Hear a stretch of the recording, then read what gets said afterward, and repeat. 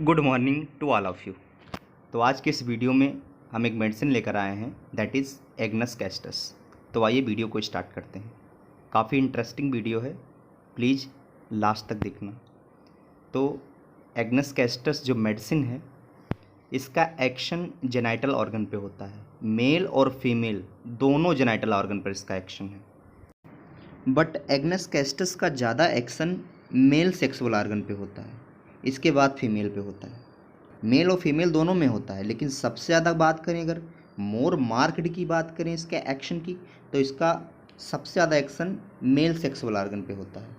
तो male sexual organ में sexual weakness के लिए, सेक्सुअल पावर के लिए और सेक्सुअल डिज़ायर को इन्हेंस करने के लिए काफ़ी इफ़ेक्टिव मेडिसिन है एग्नस कैस्टस।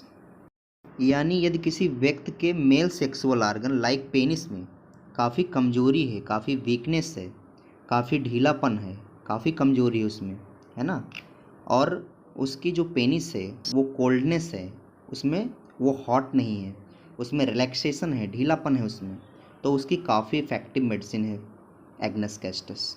और इसमें सेक्स करने की बिल्कुल इच्छा नहीं होती है, no sexual desire, no power.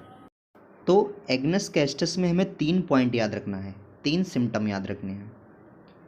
No sexual power, no desire, sexual weakness, ये इसका कैरेक्टरिस्टिक सिम्टम है। इसके अलावा भी इस कैटेगरी में कुछ मेडिसिन हैं लाइक सेलेनियम, स्टेफाइसेग्रिया और एसिड फॉस, इसमें भी ये सिम्टम देखने को मिलता है, no sexual power, no desire और सेक्सुअल वीकनेस। तो एग्नस कैस्टस, सेलेनियम, स्टेफाइसेग्रिया और एसिड फॉस ये काफ़ी एक दूसरे से मिलते जुलते हैं। तो यदि किसी व्यक्ति की सेक्सुअल डिज़ायर सप्रेस हो गई हो तो उसकी सेक्सुअल डिज़ायर को इन्हेंस करने के लिए काफ़ी इफ़ेक्टिव मेडिसिन है एग्नस कैस्टस। और एग्नस कैस्टस इम्पोटेंसी की भी रामबाण दवाई है, बहुत ही इफ़ेक्टिव मेडिसिन है इम्पोटेंसी की, कंप्लीट इम्पोटेंसी, है ना। अब इसके क्लिनिकल की बात करते हैं। तो क्लिनिकल में पहला पॉइंट है एग्लैक्टिया। एग्लैक्टिया एक टर्म है जिसका मतलब होता है देयर इज डेफिशिएंट सिक्रीशन और suppression of milk in nursing women. Nursing women का मतलब होता है जो वोमेन अभी ब्रेस्ट फीडिंग करा रही है ना, जो बच्चे को दूध पिला रही है। तो अगर वो लेडी जो बच्चों को दूध पिला रही है, नर्सिंग वोमेन है, उसमें अगर मिल्क का सिक्रीशन बहुत ही कम हो रहा हो या सप्रेस हो गया हो या बिल्कुल ना हो रहा हो, तो ऐसी कंडीशन को बोलते हैं एग्लैक्टिया। तो एग्लैक्टिया इसका क्लिनिकल यानी इसमें यूज़ की जाती है एग्नस कैस्टस। इम्पोटेंसी, इम्पोटेंसी का मतलब होता है unable to perform their work, है ना, अपने काम करने में जो असमर्थ हो जाए उसे बोलते हैं इम्पोटेंसी। और काम करने से मतलब है यहाँ सेक्सुअल, है ना, सेक्सुअल काम करने से मतलब है। मेल पार्टनर का काम क्या होता है, फीमेल पार्टनर को सेटिस्फाइड करना। अपने फीमेल पार्टनर को अगर वो सेटिस्फाइड नहीं कर पा रहा है देन दैट इज़ इम्पोटेंसी, वो इम्पोटेंसी का शिकार है, इम्पोटेंस है वो, है ना। ल्यूकोरिया, ल्यूकोरिया तो जानते हो, vaginal discharge, white vaginal discharge. Sterility, unable to conceive pregnancy, जब जिसको प्रेगनेंसी नहीं कंसीव हो रही है, स्टेरिलिटी कहलाती है। Gonorrhoea, sexual transmitted disease. अब इसके स्फेयर ऑफ एक्शन और इसके पैथोजेनेसिस की बात करते हैं, यानी एग्नस कैस्टस जो दवा है वो कहाँ कहाँ काम करती है और उसके काम करने का तरीका क्या होता है।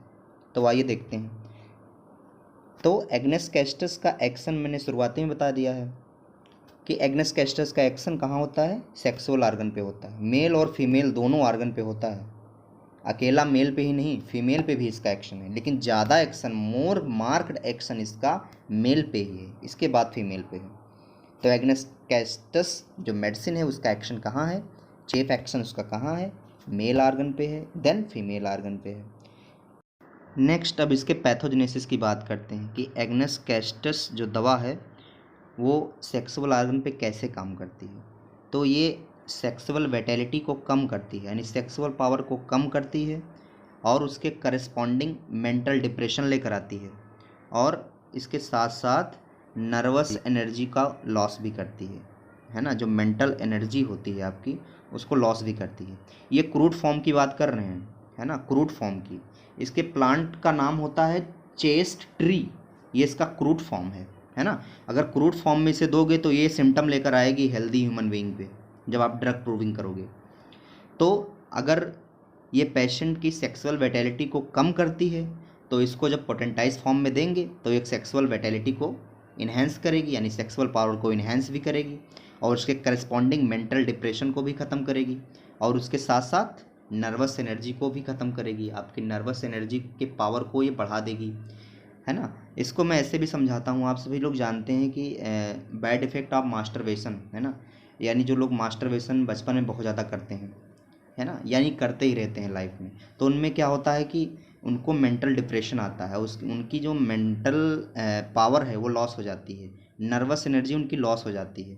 तो उसकी काफ़ी इफ़ेक्टिव मेडिसिन है एग्नस कैस्टस, है ना।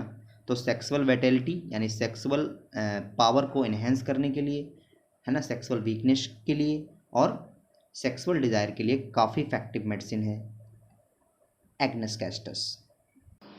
तो ओवरऑल एग्नस कैस्टस को जब हम क्रूड फॉर्म में देते हैं हेल्दी ह्यूमन बीइंग पे, इसका प्रूविंग करते हैं, तो जो जो सिम्टम प्रोड्यूस करती है ना, वही जब हम पोटेंटाइज फॉर्म में इसको हम देते हैं तो जो जो सिम्टम को प्रोड्यूस की है वही वही सिम्टम को ये ख़त्म भी करेगी, यानी उस सिम्टम को क्योर भी करेगी, है ना।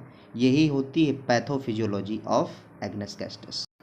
नेक्स्ट अब इसके गाइडिंग सिम्टम की बात करते हैं। पहला इसका गाइडिंग सिम्टम है prematurely old age from abuse of the sexual power, यानी इसका जो पेशेंट होता है वो बचपन में ही बहुत ज़्यादा मास्टरबेशन करता है, उसको हैबिट होती है मास्टरबेशन करने की, तो मास्टरबेशन करते करते इसकी जो सेक्सुअल पावर है वो लॉस हो गई है, उसका बहुत ज़्यादा एब्यूज़ किया है। किसी चीज़ का आप ज़्यादा एब्यूज़ करेंगे तो बहुत ही घातक साबित होती है।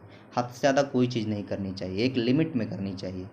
तो बहुत ज़्यादा सेक्सुअल पावर का एब्यूज़ किया है, उसकी वजह से ये एकदम थोड़ा सा प्रीमेच्योरली ओल्ड एज का दिखने लगा है ना, थोड़ा बूढ़ा दिखने लगता है, एकदम जवान नहीं दिखता है।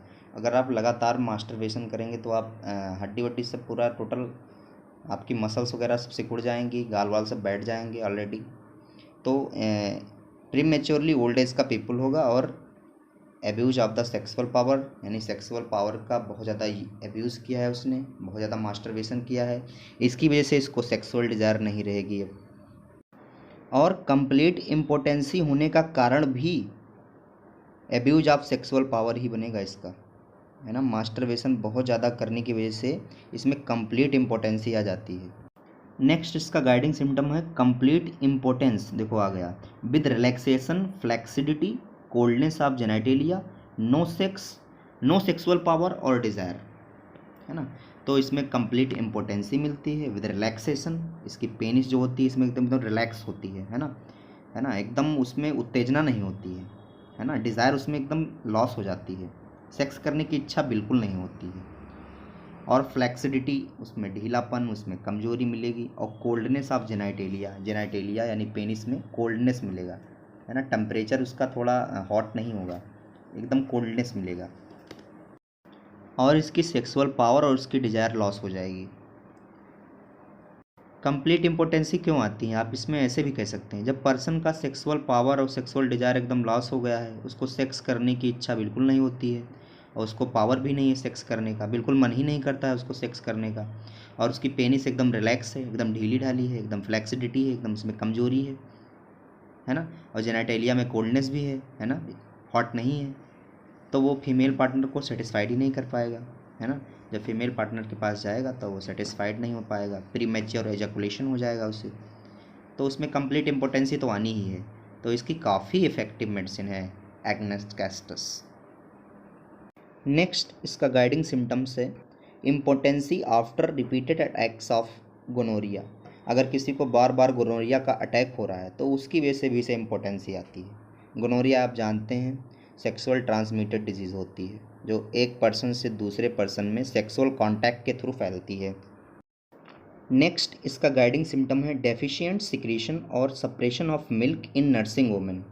इसको मैं ऑलरेडी क्लिनिकल में बता चुका हूँ कि नर्सिंग वोमेन का मतलब होता है वो फीमेल जो ब्रेस्ट फीडिंग करा रही है, जो बच्चे को दूध पिला रही है भी, है ना, न्यू बॉर्न बेबी को भी वो दूध पिला रही है, तो उसमें मिल्क का सिक्रीशन सप्रेस हो गया हो या कम आ रहा हो, बहुत कम आ रहा हो, मिल्क आ ही ना रहा हो, तो उसकी भी काफ़ी इफ़ेक्टिव मेडिसिन है एग्नेस कैस्टस।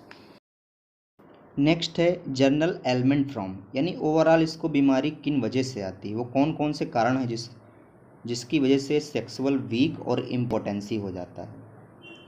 पहला है sexual excess, repeated attack of gonorrhoea और ग्लीट, स्प्रेन और ओवरलिफ्टिंग, है ना, जब इसे मोच लग जाए, कोई भारी चीज़ उठा ले तो उसकी वजह से, बार बार इसे गोनोरिया का अटैक हो उसकी वजह से, और सेक्सुअल एक्सेस अगर ज़्यादा कर दिया है तो उसकी वजह से।